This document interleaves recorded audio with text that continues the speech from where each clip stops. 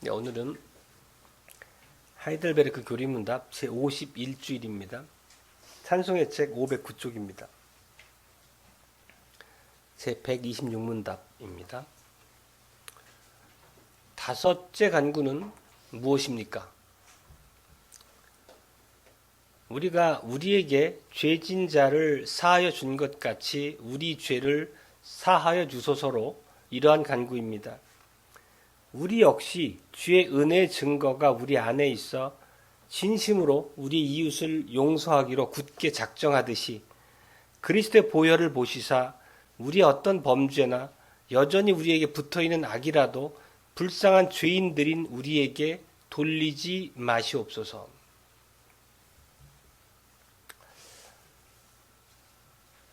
우리 주 예수 그리스도의 사랑하는 형제자매 여러분,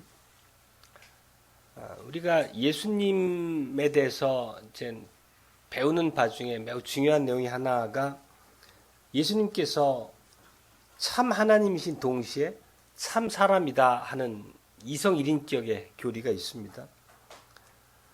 예수님은 참 인간이시기도 하셨기 때문에 먹고 마시는 그런 육신적인 활동도 하셔야 됐죠.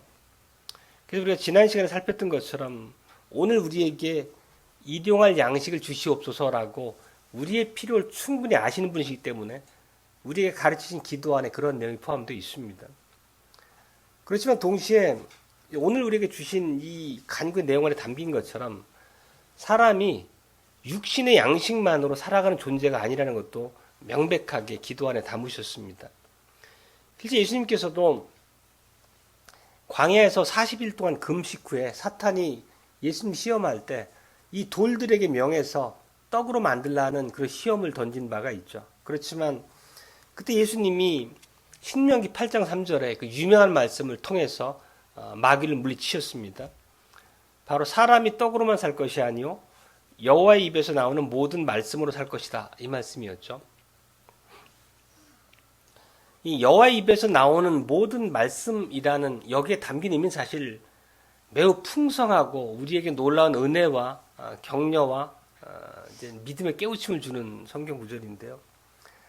인간이 단지 물질적인 양식만으로 사는 게 아니라는 것입니다. 결국 인간은 육신과 더불어 영혼도 있는데 인간의 근본적인 그 생명은 하나님의 말씀, 그 말씀을 통해서 베푸시는 은혜에 의존한다는 말씀이죠. 이 말씀이 실제 이 주기도문은 이 순서를 보면 바로 지난 그 네 번째 간구에서 일용할 양식을 구한 다음에 오늘 이 다섯 번째 우리의 영적인 필요를 구하는 기도로 바로 넘어갑니다. 이 다섯 번째의 영적인 필요를 하는 것은 결국 죄사함을 우리가 간구하는 것이고 또 시험과 악으로부터 우리를 지켜주십시오라는 간구입니다. 그러니까 육신의 필요와 우리의 영적인 필요가 우리에게 모두 다 필요한 것이고 철저하게 하나님의 말씀과 말씀을 통해 공급하시는 은혜에 의존한다는 것을 우리에게 가르치고 계신 거죠. 실제 이 죄 용서라고 하는 게 필요한지 물으면 우리야 당연히 죄가 얼마나 하나님과 우리 사이를 갈라놓는 끔찍한 것인지 알지만 일반적으로 성경의 가르침을 받지 못한 사람들은 죄 용서라고 하는 게 특별히 그렇게 시급한 문제로 와닿지 않습니다. 그것보다는 단지 이 땅에서 건강하게 잘 먹고 잘 사는 거, 사람들과 사이좋게 지내는 그냥 자기 나름의 편의, 이런 것들이 유일한 그들에게는 시급한 과제고 현안이 되는 거죠. 그렇지만 성경의 가르침을 보면 우리가 얼마나 하나님 앞에 끔찍한 죄인인지, 하나님의 백성이라는 우리조차도 날마다 하나님 앞에 죄를 짓는 그런 연약한 존재임을 우리에게 일깨워주십니다.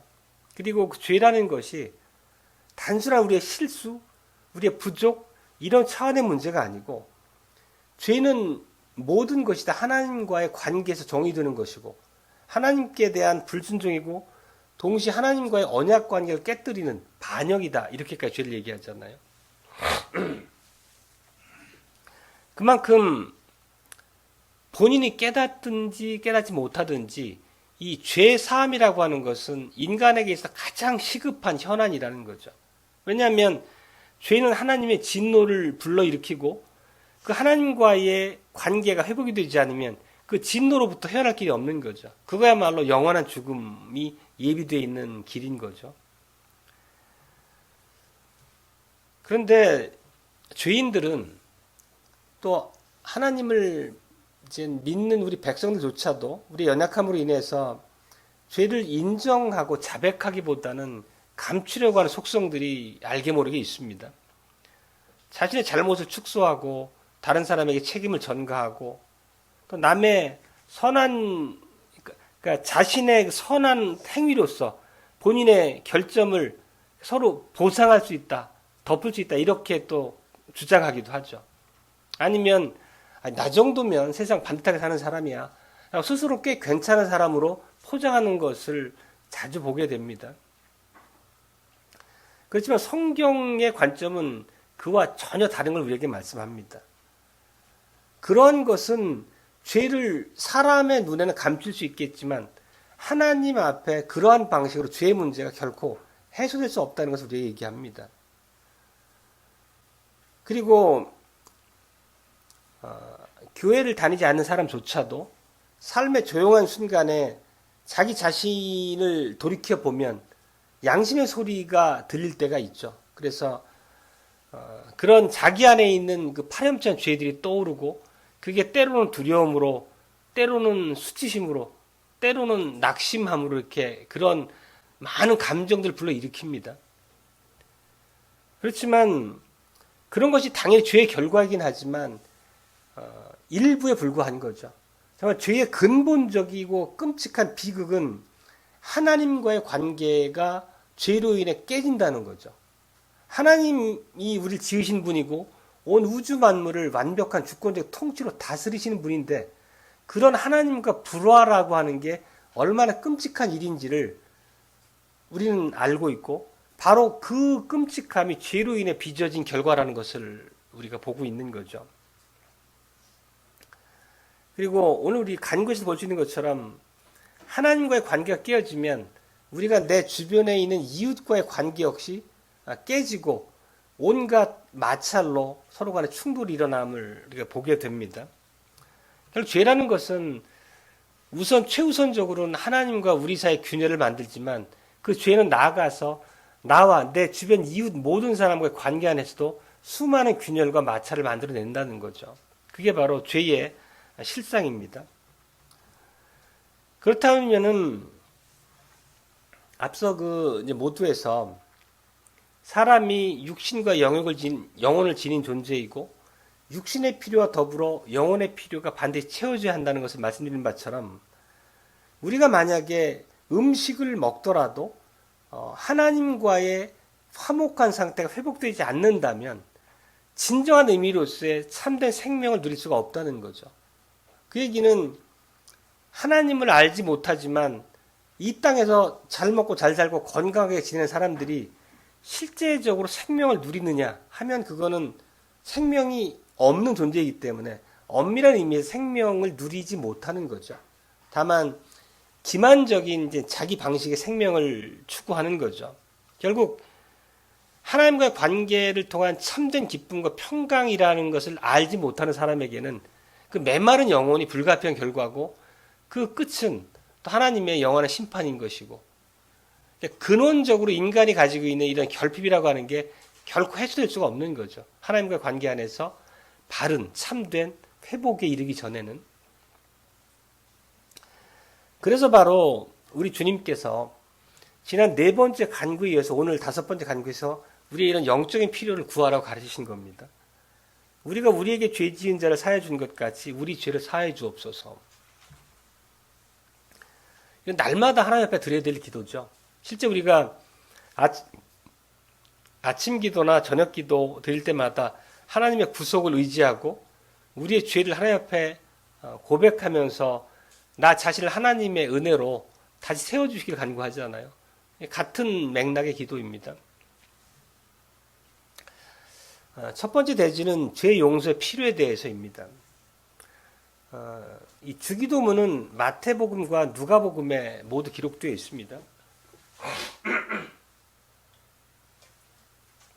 근데 이 마태복음하고 누가복음의 그 표현 방식의 차이가 있습니다. 한글 성경에는 거의 같은 방식으로 해석이 되어 있는데, 원래 마태복음은 그 원어를 보면 우리의 빚을 사하여 주옵소서 이렇게 되어 있습니다. 우리 빚을 사하달라는 거거든요. 빚을. 그리고 누가복음은 우리의 죄를 사하여 주옵소서 이렇게 되어 있습니다. 근데 이제 한글 성경은 마태나 누가나 둘 다 우리 죄를 사하여 주옵소서라고 간구하고 있습니다. 근데 이건 사실 두 가지를 이렇게 다른 방식으로 표현했지만 다른 얘기를 하고 있는 것이 아니라 진리를 서로 다른 각도에서 우리에게 가르쳐 주고 있다는 거거든요. 곧 죄라는 게 하나님 앞에 빚이라는 것이고 그 빚은 반드시 청산되어야 될 빚이라는 얘기를 하고 있는 겁니다.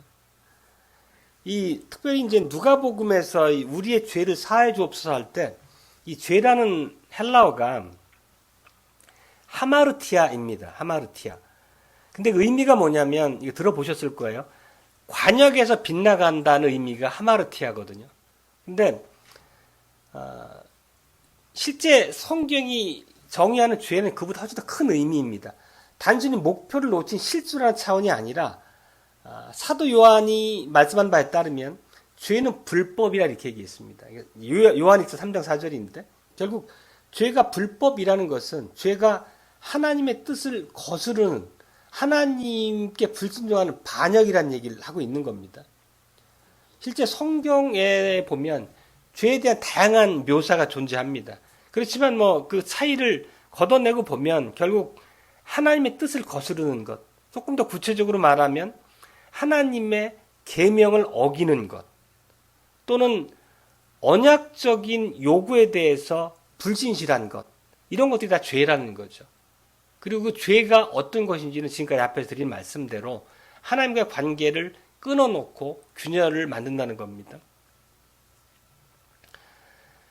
결국 죄의 본질은 하나님을 나의 주인으로 인정하지 않고 나 스스로가 내 주인이 되고자 하는 것, 그게 죄의 본질이죠. 실제 창세기에서 아담이 선악을 알게 하는 나무의 과실을 따먹은 동기도 근본적으로는 자기중심성이라고 하는 그런 교만함이 동기였듯이 죄의 기전은 결국은 자기중심성, 그런 거라 볼 수 있습니다. 하나님께서는 결코 죄를 가벼이 여기지 않으십니다.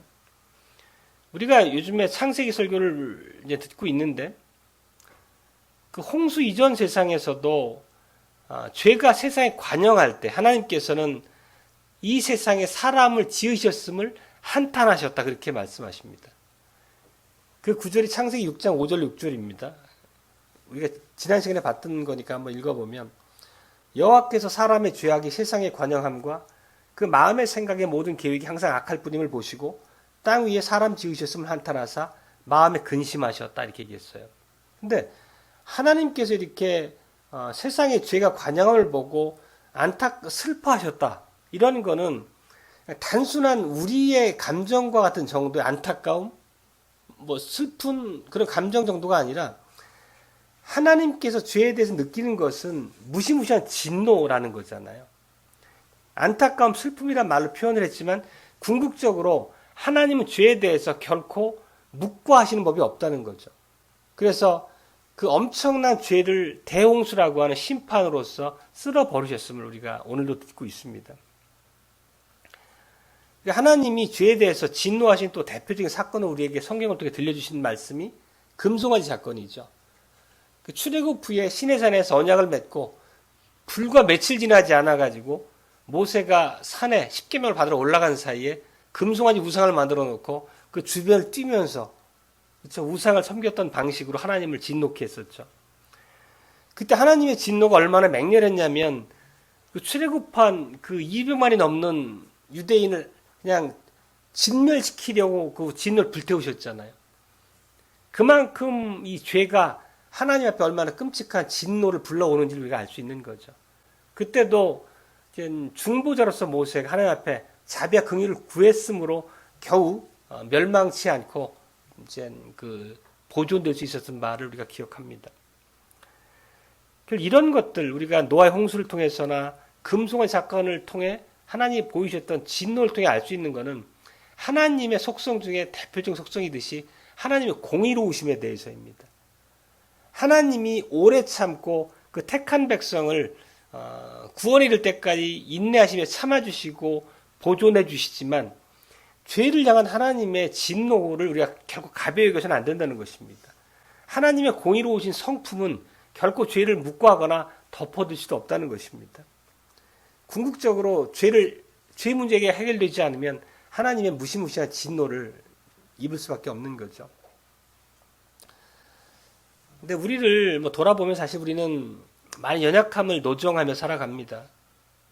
우리의 태도를 보더라도 하나님의 영광을 위해서 창조된 존재라는 하나님의 말씀을 듣고 있지만 항상 내 자신의 생각을 앞세우고 살아가는 게 우리가 평소에 많은 우리가 넘어지는 태도죠. 감사보다는 불평이 늘 내 앞에 있고 하나님의 뜻보다는 내가 원하는 그 만족함을 얻기 위해서 뛰어다니는 것이 우리의 또 많은 시간의 부분이고 또 우리의 생각도 늘 죄로 오염돼서 하나님께서 마땅히 우리에게 품길 원하시는 바로부터 벗어날 때가 많습니다. 그게 또 이웃과의 관계에서 이웃의 형통함을 시기한다거나 아니면 이웃과의 관계 안에서도 내 이득을 취하기 위해서 이웃에게 악하게 대한다거나 그런 것들이죠. 말과 행동으로 범하는 죄도 우리가 일일이 열거하지 않더라도 우리 안에 참으로 남아있음을 보게 됩니다. 그래서 우리의 이 교리문답인 하이델베르크 교리문답은 오늘 고백 안에 있는 문장입니다. 참된 그리스도인에게도 우리 안에도 여전히 붙어있는 악이 있다고 고백합니다. 성령께서 우리를 중생시켜 주시고 하나님 진리의 말씀으로 일깨워서 새 생명으로 살아갈 수 있도록 끊임없이 우리를 힘주시고 양육하시지만 여전히 우리는 날마다 우리 안에 남아있는 이 죄와 부패와 더불어 싸워가고 있는 것이 우리는 현실이란 의미입니다. 바로 이러한 것 때문에 앞에서 드렸던 말씀처럼 마태복음에서는 이 주기도문을 가리킬 때 죄를 빚이란 말로 묘사하고 있습니다. 우리의 빚들을 우리에게서 사하여 주시옵소서, 탕감하여 달라는 의미죠. 그리고 이제 이 죄와 관련해서 우리가 아주 잘 기억하는 비유 중에 하나가 1만 달란트 빚진 그 종의 비유가 있죠. 잘 기억하실 겁니다. 결국 1만 달란트가 얼마인지 그 금액을 환산하는 게 문제가 아니고 실제 오늘날로 환산한다면 수십조가 되는 돈이라고 해요. 근데 결국 이제 그 금액이 얼마의 문제보다는 결국 우리 스스로는 결코 갚을 수 없는 것이 죄의 빚이다라고 하는 것을 우리에게 일깨워주는 비유잖아요. 우리가 아무리 선행을 쌓아도 우리가 아무리 우리의 죄를 슬퍼하며 통곡하며 울더라도 혹은 우리가 선행을 쌓아 나가거나 우리가 아무리 하나님 앞에 회개한다 하더라도 그 자체가 우리의 죄를 없애주는 건 아니라는 것이 성경에서 우리에게 가르치는 말씀입니다. 그리고 오늘 우리가 레위를 읽었었습니다. 레위기의 그 속죄제사 관련된 얘기를 쭉 읽었었잖아요. 레위기는 언약 백성들이 이 속죄제사를 통해서 끊임없이 일깨우신 그 복음의 내용을 이제 들려주는 거죠. 실제 레위기 4장과 5장을 우리가 조금씩 읽었는데 여기서 이제 좀 더 명확하게 이해할 부분이 있습니다. 4장에 보면 그릇 범한 죄 혹은 부지 중에 범한 죄 이런 표현들이 나옵니다. 그러니까 영어로 unintentionally 의도적이지 않게 이런 방식으로 표현하는데 실제 이 그릇 범한 죄, 부지 중에 범한 죄라고 하는 게 실제 이 단어의 뉘앙스처럼 고의가 없는 죄만을 얘기하는 게 아니에요. 훨씬 더 넓은 범주를 이 단어가 포함하고 있는 건데, 그러니까 이게 히브리어에서는 쉐가가라는 히브리어를 쓰고 있거든요. 결국 이것은 우리의 연약함 때문에 빚어지는 모든 죄를 다 가리키는 것입니다. 결국 우리의 연약함 가운데 짓는 죄는 우리의 고의가 들어가지 않은 죄도 있지만 많은 경우에는 죄임을 알지만 유혹에 넘어지거나 시험에 넘어져가지고 죄에 빠진 경우가 있잖아요. 그런 죄까지도 이 그릇 범한 죄에 포함된다는 것입니다. 이게 우리에게 큰 이제 구분이 필요한 이유는 이 그릇 범한 죄와 반대되는 개념이 그 짐짓 범한 죄라는 거거든요. 짐짓 범한 죄는 의도적으로 범한 죄입니다. 실제 여기서 그릇 범한 죄, 부지 중에 범한 죄라고 하는 것과 상반되는 개념으로 성경이 쓰고 있는 단어가 짐짓 범한 죄입니다. 이거는 히브리어로도 베야드 라마라고 하는 전혀 다른 용어를 쓰고 있거든요. 이건 뭐냐면 이 짐짓 범한 죄라고 하는 것은 하나님께 공개적이고 적극적이고 뻔뻔하게 짓는 죄를 얘기하는 것입니다. 자기가 죄인 걸 알지만 회개하기 거부하며 짓는 죄를 얘기하는 것입니다. 반면에 그릇 범한 죄, 부지 중에 범한 죄라고 하는 그 의미는 의도적으로 짓든 짓지 않든 간에 우리의 연약함으로 인해서 하나님의 계명을 범함으로써 짓는 모든 죄를 얘기하는 것입니다. 오늘 레위기에서 범한 속죄제를 통해서 희생 제사를 드림으로 죄를 용서받는다는 그 모든 죄는 말하자면 이 그릇 범한 죄에 포함된 죄들입니다. 짐짓 범한 죄는 용서받을 수 없는 죄입니다. 신약에서 말하면 성령 회방죄 같은 거죠. 그건 제사를 통해서, 왜냐하면 자기 죄에 대한 자복함을 통해서 하나님의 자비와 긍휼을 구하는 그런 마음의 태도가 없는 죄이기 때문에 그렇다는 얘기를 하는 거죠. 그래서 우리가 연약함으로 짓는 모든 죄는 우리가 회개하고 하나님 앞에 자복함으로써 용서받을 수 있지만 그렇지 않은 죄도 있다는 것이죠. 그게 성령 회방죄고 끊임없이 죄를 완고하게 회개함이 없이 반복해 짓는 그런 게 되겠습니다. 오늘 이제 레위기의 그런 모습들을 보면, 그러니까 본인이 죄를 지었을 때 희생 제물을 가지고 이제 하나님 제단 앞에 나오죠. 그래서 짐승의 머리에 죄인이 손을 얹어서 안수한다고 하죠.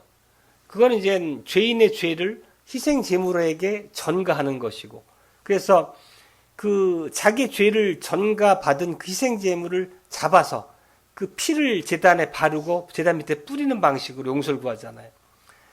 그 행위를 통해서, 그 제사제를 통해서 우리에게 말하는 것은 죄의 삭은 생명, 목숨으로서밖에 갚을 길이 없다는 얘기를 가르쳐 주는 겁니다. 그만큼 죄가 끔찍하다는 거죠. 희생제사라고 하는 것은 우리의 죄를 피를 통해서만, 즉 생명을 통해서만 갚을 수 있다라는 것을 가리킨 면이기도 하고, 동시에 하나님의 놀라운 은혜를 함축하고 있는 거죠. 내가 죄를 지었는데 나를 대신해서 피를 흘리고 내 죄를 대속하는 다른 존재가 있다는 것을 우리에게 보여주는 게 바로 제사제도잖아요.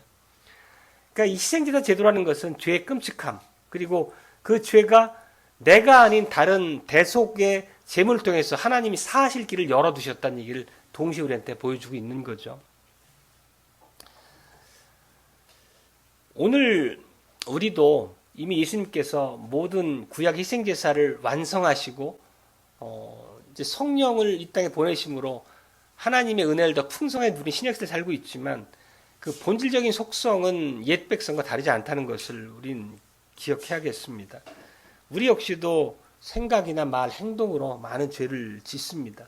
그리고 우리 스스로 경험하듯이 우리 삶에 이런저런 죄가 우리를 붙잡고 있을 때 하나님과의 관계 안에서 많은 우리가 결핍, 소원함 이런 것을 느끼게 되죠. 그런 걸 통해서 우리가 기억하고 경험하는 것처럼 죄는 이렇게 하나님과의 화목을 깨뜨린다는 것입니다. 그리고 그 죄가 하나님으로 하여금 내게 진노하게 만든다는 것을 우리가 알고 있다는 뜻이죠. 그만큼 죄를 예민하게 여기고 점점 더 그 죄의 문제와 싸우면서 이겨나간다는 것이 어찌 보면 우리 안에 두신 새 생명의 능력이 점점 더 활성화돼서 우리가 믿음이 자라가는 그런 모습이겠습니다. 그렇지만 궁극적으로 결국 이 죄값은 우리의 능력으로 치를 수 있는 것이 아니기 때문에 1만 달란트의 빚이라고 표현될 만큼 우리가 감당할 수 없는 그런 빚이기 때문에 우리에게 5번째 간구를 우리에게 가르치신 거죠. 아버지여 우리 빚들을 우리에게 사해 주옵소서. 하나님이 내신 방법으로만, 하나님의 은혜를 힘입어서만 우리의 죄의 빚을 탕감받을 수 있다는 얘기를 이 5째 간구에서 동시에 말하고 있습니다.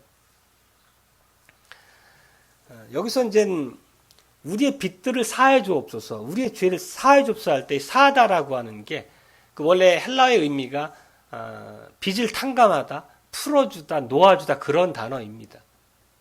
그래서 빚이라는 말을 쓴 것 자체가 죄와 굉장히 이제 독특하게 어울리고 있음을 봅니다. 우리가 이 아버지 우리의 빚들을 우리에게 사하여 탕감하여 주옵소라고 하는 것은 이런 기도에 조금 더 풀어서 우리가 기도를 드린다면 아버지 우리의 죄를 더 이상 우리에게 돌리지 마십시오.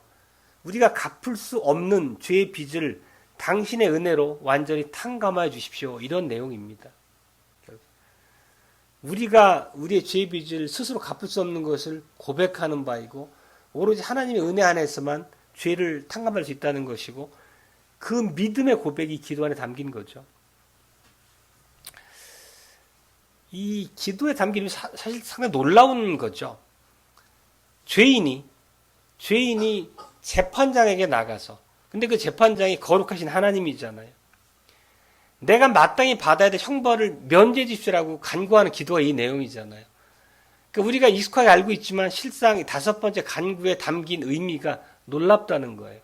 예수님께서 하나님 앞에 우리가 죄의 빚을 탕감해 달라고 부르짖어 기도하라고 가르쳤다는 것 자체는 우리에게 그 은혜 길이 열렸다는 거잖아요. 그래서 우리가 이러한 기도를 드릴 수 있는 기회, 통로가 열려 있는 거고. 참으로 그 의미를 생각할수록 놀라운 은혜가 담긴 간구라는 것을 알 수 있습니다. 하나님의 언약 안에 약속된 바가 없으면 드릴 수 없는 기도라는 거죠. 그리고 그 은혜는 하나님의 공의를 무시하는 값싼 용서가 아니라는 것을 우리가 반드시 기억해야 됩니다.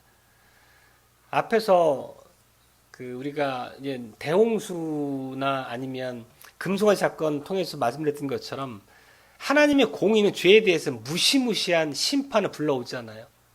그럼에도 불구하고 이런 은혜를 여셨다는 것은 결코 우리가 그냥 은혜를 쉽게 받을 수 있는 값싼 은혜를 여기에서는 결코 되지 않겠다는 것 역시 우리가 마음에 새기고 있어야 되겠습니다. 그만큼 우리가 죄에 대해서 민감해야 되고 하나님 앞에 죄를 범하는 일에 있어 우리가 얼마나 조심하고 하나님의 뜻 안에서 우리가 늘 스스로를 살피면서 깨어 있어야 될지를 얘기하는 거죠.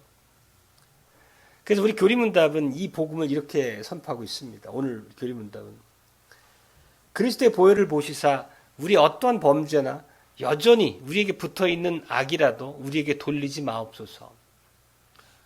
이런 기도를 드리고 돌아서서 다시 악과 더불어 뒹굴 수는 없는 거죠. 그만큼 이 기도는 우리가 그 의미를 잘 새기고 진실한 고백과 믿음으로 하나님 은혜를 붙잡는 그런 기도여야 되겠습니다. 둘째는 죄 용서의 선물이라는 내용입니다. 첫 번째 지금까지 대지에서는 레위기 속죄제를 살펴봤는데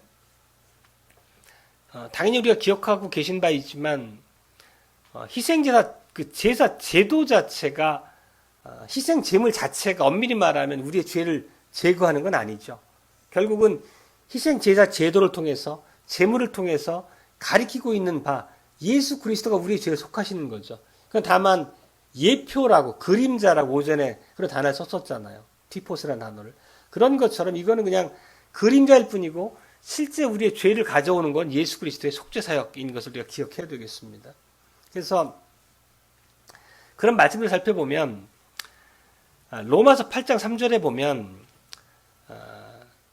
그 죄를 정하사 자기의 아들을 죄 있는 육신의 모양으로 보내셨다 이런 구절이 있어요. 좀 익숙하게 기억하신 구절일 텐데 이 죄를 정하사라고 하는 거는 정죄한다는 거거든요. 컨뎀이라는 단어인데 이 실제 원어 살펴보면 죄를 처리하시려고 그런 의미입니다. 그러니까 레위기의 제사제도를 완벽하게 알았던 바울일 거잖아요. 그 제사제도를 완벽하게 이해하고 예수 그리스도를 속죄 제물로서 해서라는 그 로마서의 그 문맥에서 등장하는 표현들이거든요. 그리고 고린도후서 5장 21절에서 똑같은 말씀을 하고 있는데 비슷한 말씀을 이렇습니다. 하나님이 죄를 알지도 못하신 자로 우리를 대신하여 죄를 삼으신 것은 우리로 하여금 저의 안에서 하나님의 의가 되게 하려 하심이니라. 결국 레위기 제사제도에서 예표되었던 바가 예수님께서 성취하셨고 그 성취하신 바의 의미를 우리에게 설명하고 있는 거죠. 그러니까 구약에선 제물이 죄인이 안수를 하고 죄인의 죄를 대신 짊어지고 피 흘려 희생되었다면 그리스도께서는 자신의 생명을 내어주심으로 우리의 죄를 완벽하게 사하셨다는 것이 일관된 성경의 가르침입니다. 그리고 특히 그 예수님의 속죄사의 성격을 우리에게 아주 선명하고 자세하게 가르쳐주는 성경 히브리서죠. 히브리서 9장 12절 말씀은 이렇습니다. 그리스도께서는 염소와 송아지의 피로 아니하고 오직 자기 피로 영원한 속죄를 이루사 단번에 성소에 들어가셨느니라. 결국 지금 이런 말씀을 계속 드리는지 맥락이 뭐냐면 우리 다섯째 간구가 하나님 앞에 죄 용서를 구하는 기도잖아요. 그 기도가 왜 가능했고 구약에서 어떻게 예표됐고 신약에 성취돼서 오늘날 우리에게 어떻게 적용되는지 말씀드리고 있는 겁니다. 근데 이제 구약의 대제사장도 1년에 한 번 대속죄일에 희생 제물의 피를 가지고 지성소에 들어갔었잖아요. 그래서 하나님 앞에 그 모든 이 언약 백성의 죄를 속함받는 그런 예식을 치렀었는데 우리 주님께서는 희생 제물의 피가 아니라 자신의 피를 가지고 하늘 성소에 들어가시는 거죠. 그러니까 구약 제사 제도라고 하는 게 대속죄일에 1년에 한 번 드려지는 방식으로 반복되어야 했다면 예수님께서는 자신의 피를 가지고 하늘 성소에 들어가셔서 우리의 모든 죄를 단번에 속죄하셨다는 차이가 있는 거죠. 단번에 다시는 반복될 필요가 없는 완벽한 속죄 제사를 드렸다 이렇게 우리가 배웠잖아요. 계속. 바로 그것이 구약과 신약 제사의 결정적 차이죠. 구약의 제사 제도는 그냥 불완전한 것이고 예수님께서 드릴 완벽한 단 한 번의 속죄 제사를 예표한 것이라면 그것이 완벽하게 성취된 단 한 번의 제사가 예수님께서 친히 드린 제사라는 것을 말씀드리는 거죠.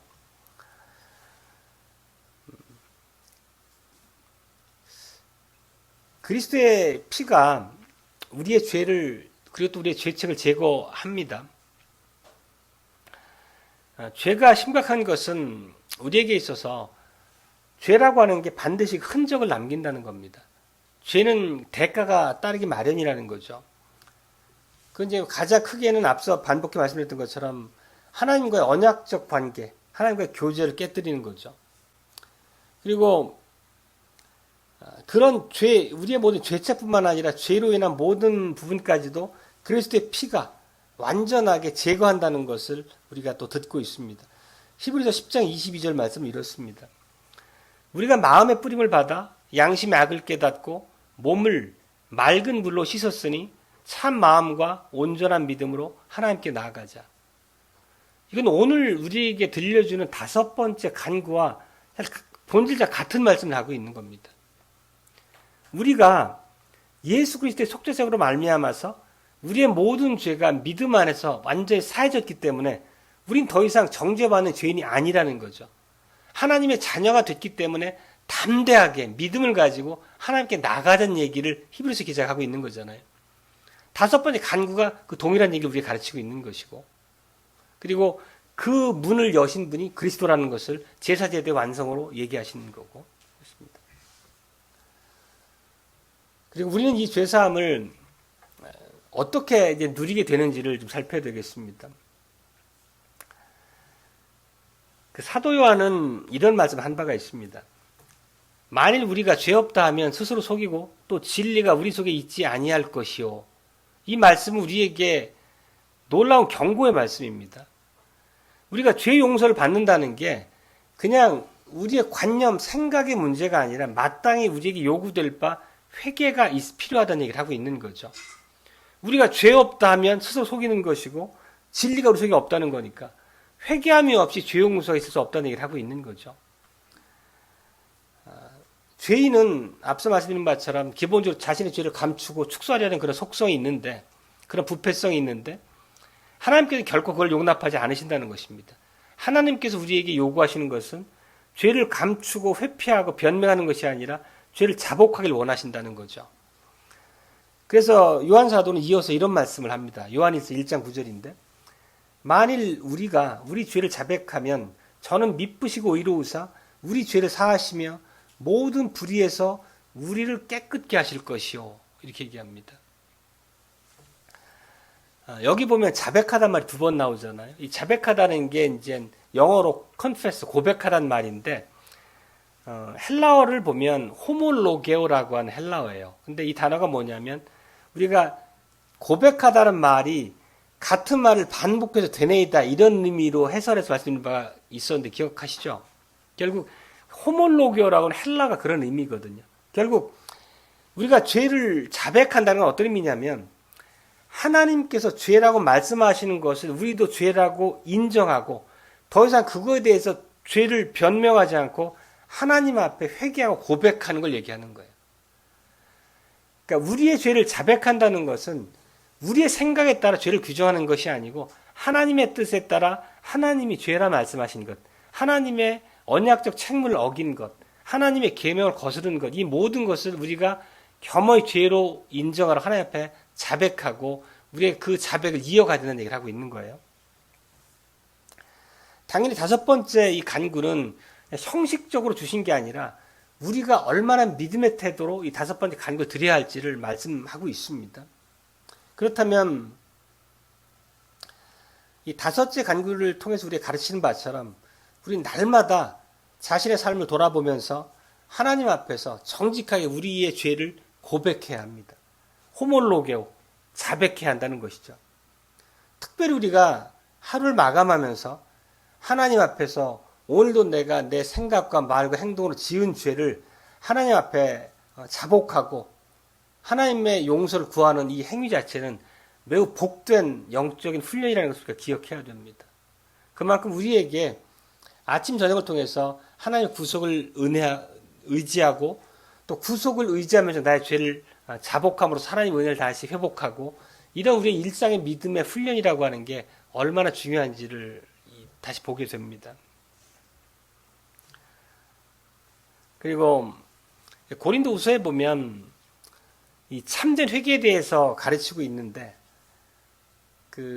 거기 보면 이제 세상의 근심과 하나님의 뜻대로 하는 경건한 근심의 차이를 얘기하고 있거든요. 결국 우리가 하는 회개는 그냥 하나님의 뜻대로 하는 경건한 근심이어야 하는 거지 세상의 근심이어서는 되지 않는 거죠.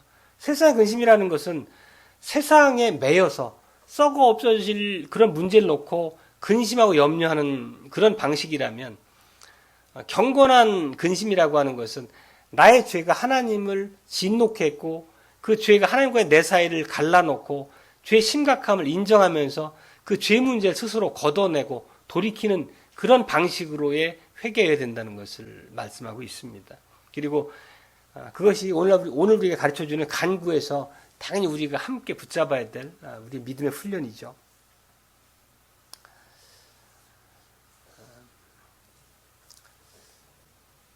그렇지만 우리가 항상 반복해 드리는 말씀이지만 우리의 구원, 우리의 죄사함이라고 하는 것은 우리가 주님 앞에 애통하는 심령으로 자복하고 회개를 하더라도 그 우리의 회개가 우리의 구원을 가져온다는 방식을 이해할 수는 없다는 거죠. 항상 말씀드리지만 우리에게 마땅한 회개 자세가 요구되지만 우리의 구원의 근거, 우리의 사함을 얻는 유일한 근거는 예수 그리스도의 사역이라는 것을 다시 한번 확인해야 되겠습니다. 그래서 요한 사도는 이렇게 가르치는 거죠. 만일 누가 죄를 범하면 아버지 앞에서 우리에게 대언자가 있으니 곧 의로우신 예수 그리스도시라. 이 대언자라고 하는 게 이게 이제 법정적인 용어잖아요. 즉 내가 하나님의 법정에서 하나님으로부터 내 죄에 대해서 논거를 받을 때 내 옆에 나를 변호하는 그런 대언자가 서 있다는 것이고 그분이 바로 예수 그리스도시라는 거죠. 그리고 그리스도께서 나를 변호하시는 근거는 당신께서 친히 치르신 단 한 번의 희생제사를 근거로 해서 그 공로를 이 사람에게 적용시켜 달라는 방식의 중보인 거지 결코 우리에게 용서의 근거를 두고 중보하시는 게 아니라는 거죠. 하나님께서 우리를 용서하시는 이유는 우리 회개가 충분해서 혹은 우리의 눈물의 양이 충분해서 그런 게 아니라 오로지 예수 그리스도의 공로를 통해서라는 거죠. 그리고 우리가 경건한 방식으로 우리의 죄를 자복하며 하나님 앞에 기도를 드리면 하나님께서 우리의 그런 고백을 받아주시고 모든 죄를 예수 그리스도의 공로와 예수 그리스도의 중보를 통해서 완벽하게 사해 주실 것을 우리는 추호도 의심할 필요가 없다는 것이 성경의 가르침입니다. 우리에게 위로고 격려가 되는 거죠. 그런 걸 말씀 몇 구절을 보면 예를 들면 시편 103편에 9절로 12절 말씀을 좀 발췌해서 요약해 보면 이렇습니다. 우리의 죄악을 따라 갚지 아니하시며 동이 서에서 먼 것 같이 우리의 죄과를 우리에게서 멀리 옮기셨도다. 이 동이 서에서 먼 것 같이라는 비유는 완벽하게 우리에게서 죄에 대한 책임, 죄에 대한 그 징벌을 면제시키셨다는 의미잖아요. 또 미가 선지자도 이 부분을 매우 아름답게 고백한 바가 있는데 미가서 7장 18절 19절입니다. 주께서는 죄악을 사유하시며 우리의 죄악을 발로 밟으시고 우리의 모든 죄를 깊은 바다에 던지시리다 이렇게 얘기합니다. 바로 이런 완벽한 죄사함이 하나님께서 우리에게 베푸신 죄사함 성격이라는 것입니다. 그렇기 때문에 우리 날마다 하나님께 나가서 오늘 가르쳐 주신 이 5번째 간구로 기도를 할 수가 있습니다. 아버지 그리스도의 보혈을 보시고 우리의 죄를 사하여 주시옵소서. 그리고 이게 결코 막연한 소망을 아뢰는 것이 아니라 믿음의 확신을 가지고 드리는 기도라는 것입니다. 그게 바로 오늘 126문답이 우리에게 가르치는 그 복음의 핵심이고 놀라운 위로의 핵심이 되겠습니다. 세 번째 대지는 죄 용서의 열매에 대해서입니다. 죄 용서의 열매는 당연히 하나님과 화평이 제일 우리에게 먼저 떠오릅니다. 하나님께서 우리에게 죄를 용서하신다는 것은 단순히 그 죄에 대한 책임을 면제하시는 것뿐만 아니라 우리 삶의 놀라운 열매를 맺게 해주신다는 것도 우리가 기억을 해야 되겠습니다. 당연히 죄책과 형벌로부터 해방이라고 하는 것이 우선 저에게 이는 죄사함의 그런 열매요 선물이라 볼 수 있겠습니다. 하나님께서 더 이상 우리에게 죄책을 돌리지 않으시죠. 그리고 예수 그리스도께서 우리 죄를 대신 담당하심으로 우리가 모든 죄로부터 면제받았다는 그 사실을 놀랍게 고백한 이사야 선지자의 고백이 있습니다. 예전에 그 고난주간 우리가 많이 듣던 말씀 구절이에요. 53장인데요. 그가 찔림은 우리의 허물을 인하며 그가 상함은 우리의 죄악을 인함이라. 여호와께서 우리 무리의 죄악을 그에게 담당시키셨도다. 이런 말씀입니다. 죄사함의 두 번째 열매는 이제 가장 핵심이자 두 번째 열매는 하나님과의 화목입니다. 죄는 하나님과 우리 사이를 갈라놓았는데 바로 예수 그리스도께서 하나님과 우리 사이에 그 막힌 담을 허무신 거죠. 그래서 바울 사도는 로마서 5장 1절에서 이렇게 우리에게 선언합니다. 그러므로 우리가 믿음으로 이롭다 하심을 얻었은즉 우리 주 예수 그리스도로 말미암아 하나님으로 더불어 화평을 누리자 이렇게 얘기합니다. 이 화평이라는 것은 그냥 단순히 하나님의 진노가 우리 안에 멈췄다라는 정도를 훨씬 뛰어넘는 개념이죠. 뭐냐면 하나님이 심판자이시지만 동시에 우리를 사랑하시는 우리 아버지가 되신다는 게 화평 안에 담긴 개념입니다. 우리를 죄 용서하시는 그 자리에 멈추시는 것이 아니라 우리를 완벽한 당신의 자녀로 품에 안아주신다. 그런 아버지가 되셨다라고 하는 게 화평 안에 담긴 개념입니다. 그렇기 때문에 우리는 하나님 앞에 두려움 없이 담대한 마음으로 설 수 있는 것이고 우리가 정죄받지 않고 하나님께 사랑받는 자녀라는 확신을 가지고 하나님 이름을 부를 수가 있는 거죠. 이런 것이 바로 죄사함이 가져오는 가장 큰 복, 하나님과 회복된 화평이라는 겁니다. 그리고 이 죄사함의 열매는 하나님과 우리의 사이를 화평케 했고 화목을 다시 회복시켰고 당연히 그 결과는 우리 주변 이웃에게까지 뻗어나간다는 것이 당연히 우리에게 있어야 할 바죠. 5번째 간구가 그 의미를 담고 있잖아요. 이런 거죠. 우리가 우리에게 죄 지은 자를 사해 준 것 같이 우리 죄를 사해 주옵소서. 이 말씀의 의미가 우리가 우리 주변 나에게 잘못을 범한 내 이웃을 용서해야지만 나도 용서를 받을 수 있다. 그런 의미인가요? 그렇지 않습니다. 만약에 내가 이웃을 용서함으로 그것이 내게 자격을 부여하고 공로가 돼서 내가 용서받을 수 있다고 하면 그거야말로 행위가 구원한다라고 하는 그런 성경의 잘못된 가르침을 얘기하는 거죠. 하이델베르크 그림답 오늘 설명을 보면 이렇습니다. 우리 역시 주의 은혜의 증거가 우리 안에 있어 진심으로 우리의 이웃을 용서하기를 굳게 작정하듯이, 그렇죠? 우리가 먼저 은혜를 입었고 그 은혜가 우리 안에 있으므로 우리의 이웃을 용서할 수 있도록 작정할 수 있다는 맥락을 분명하게 보여주고 있습니다. 결국 이웃을 우리가 용서할 수 있는 마음을 품게 되는 것은 우리가 하나님께 용서받은 그런 자리에서 하나님의 백성으로 하나님의 자녀로 서 있다는 은혜 입은 자라는 증거로서 얘기하고 있는 거죠. 하나님의 크신 용서를 경험한 사람은 자기의 잘못을 범한 이웃 누군가에 끝없이 그의 잘못을 되뇌이고 정죄하면서 그와의 불화를 이해할 수 없다는 것을 얘기하고 있습니다. 물론 우리가 누군가를 이해하고 나에게 잘못을 범한 사람을 용납하는 것이 쉽다는 말씀으로서가 아니라 우리가 받은 바 은혜가 있기 때문에 그 마땅한 은혜를 흘려보내야 된다는 게 이 맥락에서 우리에게 말씀하고 있는 거죠. 참으로 회개하는 사람, 내게 범한 잘못을 용서를 구하는 사람은 우리가 마땅히 받아주고 용서하는 것이 우리에게 요구되는 바이기도 한 거죠.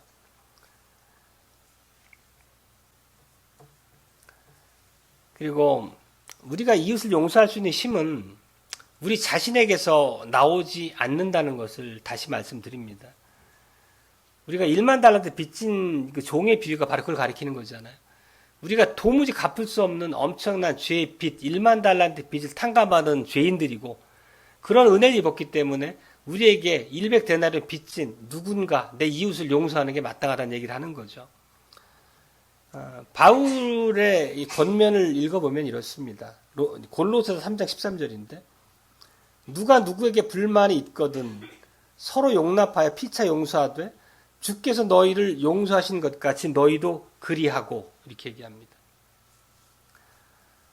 근데 용서하다는 헬라어를 한번 살펴볼게요. 그러니까 헬라어를 꼭 기억하지 못하더라도 이게 왜 헬라어 의미를 알면 조금 더 명백하게 이 선명한 우리에게 기억이 되는데 이게 카라조마이라는 게 용서하다는 헬라어인데 카리스라고 하는 헬라어가 은혜라는 헬라어가 카리스거든요. 근데 이 카리조마이라는 헬라어와 카리스라는 헬라어가 동일한 어근을 가지고 있어요. 즉 다시 말하면 용서하다라는 단어와 은혜라는 단어가 동일한 뿌리에서 나온 말이라는 얘기를 하는 거예요. 그게 뭐냐면 우리가 이웃을 용서하는 것이 이웃이 나에게 용서받을 자격이 있고 없고의 문제가 아니라 은혜라고 하는 그 어근이 같은 데서 알 수 있듯이 우리가 값없이 받은 하나님의 은혜를 흘려보내는 것이 용서라고 하는 얘기하고 있는 것입니다. 용서하다는 것과 은혜라는 말의 어근이 같다는 것. 이게 우리가 한글로서는 그 의미를 유추할 수 없는데 헬라어의 어근을 따져보면 놀랍게 그 용서의 의미가 살아나는 거죠. 왜냐하면 우리가 용서받은 자리에서 우리 이웃을 용서할 수 있다는 것이기 때문에. 우리가 잘못을 한 이웃을 용서한다는 것은 결국 하나님의 용서에 참여하는 삶이라는 의미이고 우리도 그렇게 하게끔 하시는 것은 성령께서 우리를 예수 그리스도께 연합시켜서 예수님을 닮아가게 하시는 방식으로 우리에게 열매 맺는 그 결실이라는 것입니다. 말씀 맺겠습니다. 하나님의 죄가 하나님께서 죄를 사하시는 곳에서는 화평이라고 하는 열매가 나타난다는 말씀을 드렸습니다. 그리고 하나님과 화목하게 된 사람은 이웃과도 그 화평하기를 힘쓰는 자가 된다는 말씀을 드린 바가 있습니다. 그리고 그렇게 용서가 있는 곳에서는 이제 복수가 사라지고 원망이 물러가고 또 아름다운 그 화목한 공동체가 이루어지고 그렇습니다. 그래서 바울은 그런 말씀을 담아서 이렇게 가르쳤습니다. 오늘 우리가 읽었던 부분이죠. 그리스도의 평강이 너희 마음을 주장하게 하라. 평강을 위하여 너희 한 몸으로 부르심을 받았나니 또한 너희는 감사하는 자가 되라. 골로새서 말씀입니다. 바로 이런 가르치는 이 말씀 자체가 다섯 번째 간구가 우리 삶에 맺는 열매인 거죠. 그렇죠? 우리가 하나님께 용서를 구하듯이 우리의 이웃을 용서하는 삶의 열매를 얘기하고 있습니다. 그리스도의 보혈로 인해 우리가 하나님과 화목하게 되었고 성령의 역사로 인해 우리가 그리스도의 형상을 더욱더 깊이 닮아가면서 이웃과 화목하고 이웃을 용서할 수 있는 그 자리에 서게 됐습니다. 이 모든 은혜는 우리의 자격이 아니라 예수 그리스도의 단번에 속죄제사를 통해서 이루어진 그 복음으로부터 흘러나왔음을 우리가 오늘 또 들은 바입니다. 따라서 우리는 우리 죄를 사하여 주옵소서의 5번째 간구입니다. 우리 죄를 사하여 주시옵소서라고 기도하는 성도이면서 동시에 우리가 우리에게 죄 지은 자를 용서하게 하시옵소서라는 기도를 진심으로 믿음으로 드리면서 살아가야 되는 성도의 자리에 서야 되겠습니다. 이것이 바로 우리가 하나님께 은혜로 죄사함을 받은 열매이고 우리가 마땅히 언약 백성으로서 누려야 될 하나님의 그 복이라고 기억해야 되겠습니다. 아멘.